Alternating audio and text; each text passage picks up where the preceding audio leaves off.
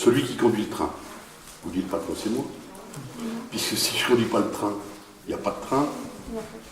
Donc c'est moi le patron. Le chef de train, vous appelez le contrôleur, hein, ben, il y a toujours un chef de train, celui qui doit donner l'ordre de départ quand il est dans le train, il dit c'est moi le patron, parce que si je ne lui donne pas l'ordre de partir, il ne partira pas. C'est moi le patron. Le fromage blanc, le chef de gare qui se trouve sur le... On l'appelle fromage blanc parce que sa casquette est blanche, hein, qui se trouve sur le quai, il dit mais c'est moi le patron.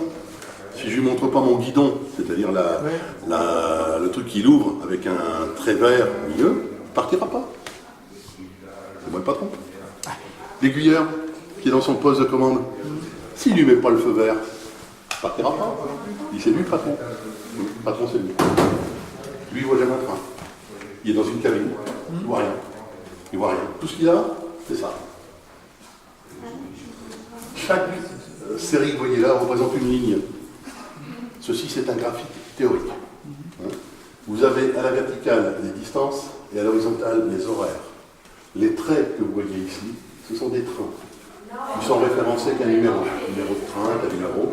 Alors sachez que tous les trains qui partent de Paris ont un numéro impair. Les trains qui partent de Lille, par exemple, vers Paris, ont un numéro pair. Par exemple, le premier train qui partait de Lille le matin, c'était le 22-2. C'est celui dans lequel je montais. J'ai travaillé 10 ans à Paris. Avant qu'il y ait le TGV, je peux vous dire que tous les matins, à 5h40, j'étais dans le train. Bien. Il est en liaison avec toutes les gares de la ligne, enfin des lignes, puisque là il y a 5 lignes. Et le train part de Lille, première gare qu'il va traverser, c'est Seclin. Sans qu'il ait décroché le téléphone, il va recevoir un message. Seclin, 22-2, plus 1, 22-2 moins 1, 22-2 à l'heure. Il prend son crayon, et il met un point. La gare suivante, Douai. Ici, Douai, à l'heure. Il met un point. Arras, plus 1. Ah, il est en retard, 1 minute. Il va jouer. Il met un point. Puis, on entend qu'il tire un trait. Et il compare avec le théorique. Imaginons que le 22-2 ait pris un peu de retard. Il va arriver à Longo. Et le mécanicien s'aperçoit, enfin le régulateur, parce que c'est lui le régulateur, va s'apercevoir qu'il risque d'être bloqué par un train marchandise qui est devant. Le 22-2 roule à 160, le marchandise roule environ 50-60 km/h. Il va y avoir un problème. Donc les feux d'espacement, qu'on appelle le bloc système, vont s'allumer. Et on va prendre du retard. Et on va accumuler du retard. Le régulateur appelle Creil, bloquer le marchandise qui arrive. Et on dévie le marchandise, il se met sur le garage, le 22 arrive, il passe. Et Creil se débrouille pour rentrer après le marchandise dans le créneau. C'est lui le patron. Enfin, c'est lui, c'était. Parce que bien entendu, tout ça, ça n'existe plus. Aujourd'hui, c'est l'informatique. Prenez l'exemple de la ligne qui vient du tunnel jusqu'à Paris-Nord, eh bien vous allez en gare de Lille, vous ne le verrez pas, mais sachez que c'est en gare de Lille, vous avez un énorme TCO, tableau de commande optique, c'est ce que vous avez là, mais qui représente l'entrée du tunnel jusqu'à Paris, avec tous les trains en circulation.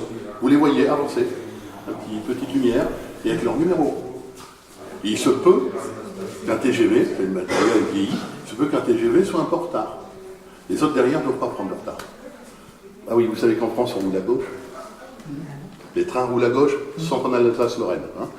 Je vous expliquerai pourquoi les Allemands ont changé de sens. Donc, vous allez vous trouver dans le train, sans vous en rendre compte, vous allez doubler le train qui est devant vous, à 270 km/h.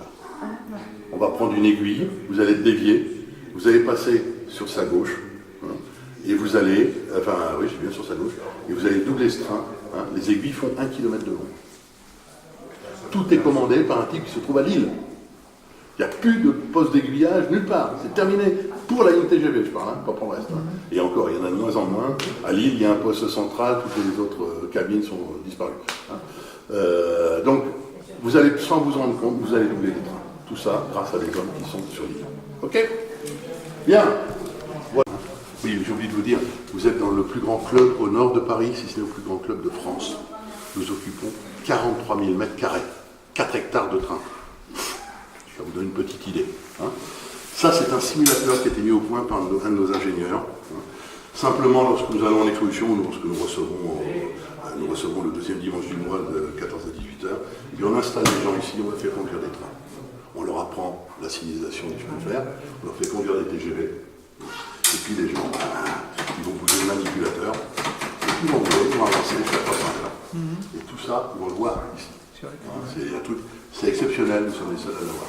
Alors, il y en a qui ont des petites machines, joystick, mais avec le véritable tableau, on est les seuls. Hein. Comme la SNCF, les grosses lanternes qui est à l'avant. Bon, nous savons que nous avons des copains qui en ont, nous attendons qu'ils nous les amènent. Mais ça viendra. Là, vous avez un petit théâtre à l'ancienne. Les poupées, pour la plupart, sont en papier. Vous en avez un celluloïde, vous en avez la première, le reste c'est du papier. Alors on l'a présenté pourquoi? Parce que c'est un décor de gare, tout simplement. Tout ce qui peut toucher le chemin de fer nous intéresse. C'est un sifflet de locomotive, madame. Ouais. Vous allez en voir des vérins. La locomotive, vous avez là, 141P. Alors les locomotives ont un numéro et elles ont une lettre. Toutes les locomotives construites avant la création de la SNCF 1938, c'est de A à N. P, ça veut dire que c'est après la création de la SNCF. Donc après 1938. Ça a été construite en 1942, pendant la guerre. Hein. C'est une locomotive en bois, équipée de batteries et de moteurs électriques. Elle est capable de tirer une quinzaine de personnes. Pour les amateurs, ce morceau de charbon, c'est pas une gaillette, c'est une briquette. C'est un charbon qui servait au démarrage ou à donner un coup de fouet dans le foyer. Ça brûlait beaucoup plus vite et beaucoup plus puissant. Hein. Donc ça, c'est le sifflet. Hein. C'est pas un vérin, c'est un sifflet. Et ça, c'est un flamand. Sans D. FLA, LAN. Hein. Le flamand, c'est à la locomotive ce que la boîte noire est aux avions. Hein. C'est une boîte chrono-tachygraphe. Chronos, le temps, tachygraphe, elle l'inscrit. Donc elle va tout inscrire ce qui s'est passé. Les vitesses, les distances, les ralentissements.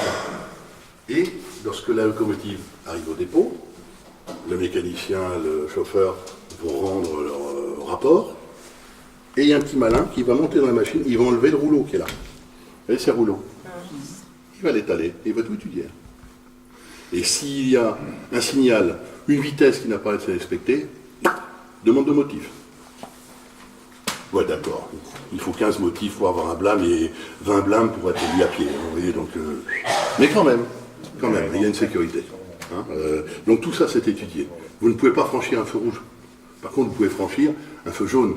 Et si vous ne l'avez pas marqué, vous voyez il y a un petit doigt au-dessus. Lorsqu'il y a un signal fermé, qui est un signal de ralentissement ou un signal jaune, oui, il n'y a pas d'orange à la SNCF. Hein. C'est jaune, vert, rouge, violet, blanc lunaire. Terminé. Il n'y a pas d'autre chose. Hein. Et si vous franchissez ce signal sans l'avoir pointé, motif. Pourquoi vous ne l'avez pas fait?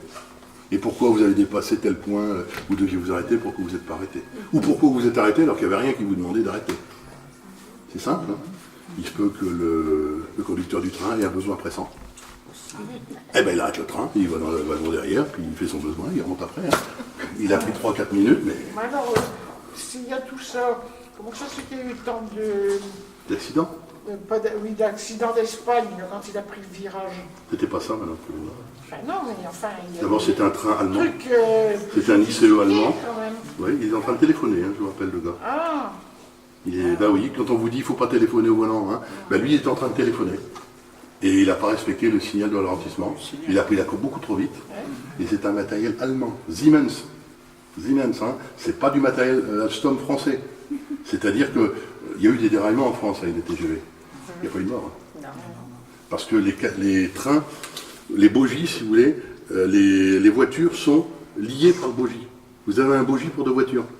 Donc c'est comme un serpent. Les voitures ne peuvent pas partir à droite à gauche puisqu'elles sont liées ensemble. À Bretigny, il y a quand même eu des morts. Hein. Où ça? Des déraillements à Bretigny. Bretigny? Ouais. C'était pas un TGV, non? Ah non. Non, non. Et vers Bretigny, c'était une éclisse.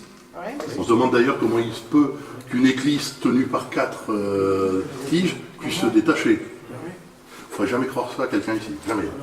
Jamais. Mais pas bon. Le mécanicien, il va arranger ça. Non, non, personne. Personne à la SNCF. Ils sont obligés de suivre les directives, mais personne ne fera ça. Je vous rappelle aussi que quand les pompiers sont arrivés, ils ont été caillassés. Ouais. Et il y avait des charognards qui sont allés piquer les bijoux et les papiers des gens qui étaient... C'est comme ça. Oh. Les mêmes qui foutent le feu quand la jury gagne. Ouais. Allez. C'est pas la seule que nous ayons à cette échelle. Bien. Rassurez-vous, il n'y a pas trop de danger. Simplement, regardez où vous mettez les pieds.